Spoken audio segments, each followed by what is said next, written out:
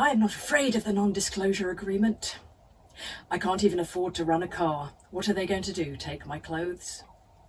Good luck to them.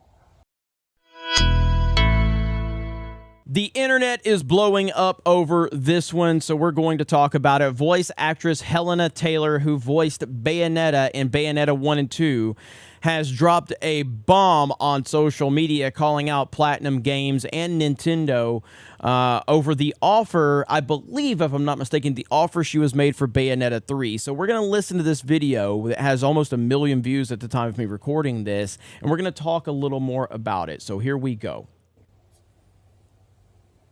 Hello, my name's Helena Taylor, and I am the voice of Bayonetta, and I would like to explain to you why I didn't voice Bayonetta 3. The Bayonetta franchise made an approximated $450 million. That's not including merchandise.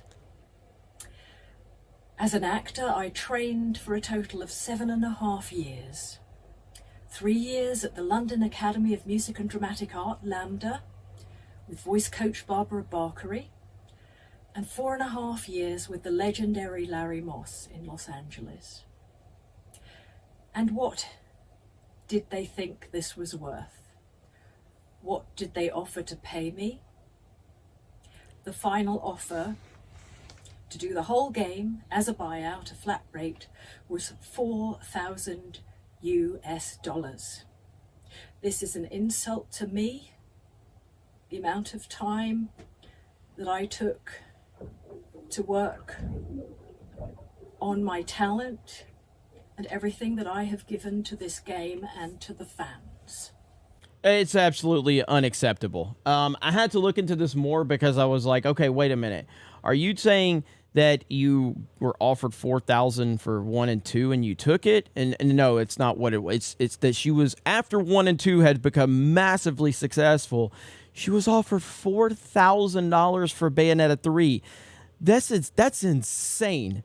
And I'm glad she is standing up and calling this out, because you need more people in these industries that are calling this out. This is not isolated to any specific person or gender or identity, no matter how much the left-wing lunatics on Twitter want to say that. This is a big problem in voice acting in general. A lot of voice actors just do not get paid. They do not get paid a respectable amount based on the property they're part of. And this is some of the biggest voice actors there are.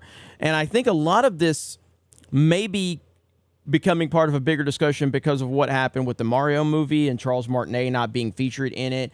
That's another discussion for another time, and we've talked a little bit about that. But this particular situation, this is insane. $450 million. Bayonetta 1 and 2 are massively popular and successful games. Her voice is iconic. People love her. She did a fantastic job. And so for her to get offered $4,000, I think is a massive slap in the face, and I'm glad she's calling it out. And I'm always happy when people call these companies and corporations out. I mean, the same people on social media right now that are always going after people like me and Gary and Az and Ryan for calling out companies and corporations for being pieces of shit, they're now standing in solidarity with her because they don't have a working brain. They don't understand that all of these companies are pieces of shit. They don't care about you. They don't care about me. They don't care about anything. They only care about that bottom line. So they deserve to be called out all the fucking time. And I'm glad that she's doing it. Let's listen to a little bit more of what she has to say. I am asking the fans to boycott this game and instead spend the money that you would have spent on this game donating it to charity.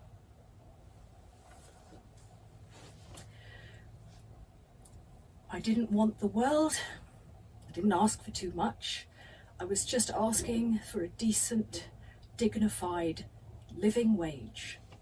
What they did was legal, but it was immoral.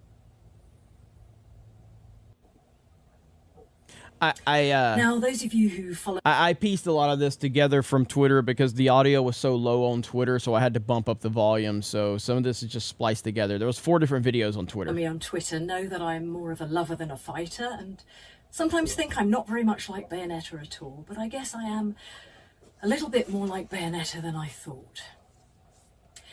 I understand that boycotting this game is a personal choice, and there are those that won't, and that's fine. But if you're someone who cares about people, who cares about the world around you, who cares about who gets hurt with these financial decisions, then I urge you to boycott this game. I decided to do it to stand up in solidarity with people all over the world who do not get paid properly for their talents. Fat cats cream off the top and leave us the rotten crumbs. You know, in England right now, there are nurses. And she's 100% right about that. You know, unfortunately, you have too many people that try to make it about an agenda and not the overall point. Because you have so many people out there that just turn this into their propaganda for, oh, women are underpaid and we need a wage gap. Fuck off with that. And anybody that brings that into it, you immediately lose me. Now, I've watched all of her stuff here. I haven't heard her bring that into it. The moment I hear you bring that nonsense into it, I'm out. But based on just the videos I've seen here, you know, she's bringing a very level-headed discussion to this, and it should be at least respected. And we'll see how this all plays out with Bayonetta. I do have this article pulled up right here. But anyway, it talks about everything here that we just saw in the video, and it just basically repeats everything. So I wanted to just highlight the fact that at least we had that article there that puts it into smaller perspective and better perspective. $4,000 for a game that made $450 million. Not really good. Terrible optics in that situation.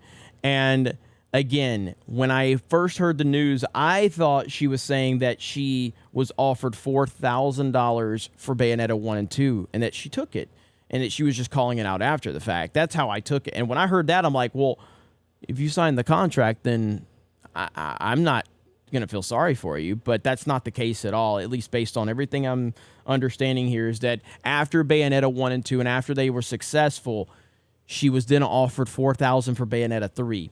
And that, to me, is a massive slap in the face, and it's a bigger problem in the overall voice acting world, and it's not specific to any person or any gender or race. It's just an overall thing where a lot of voice actors are underpaid even if they're part of massive projects. So you guys let me know your thoughts in the comments below. I can't wait to see how this all plays out.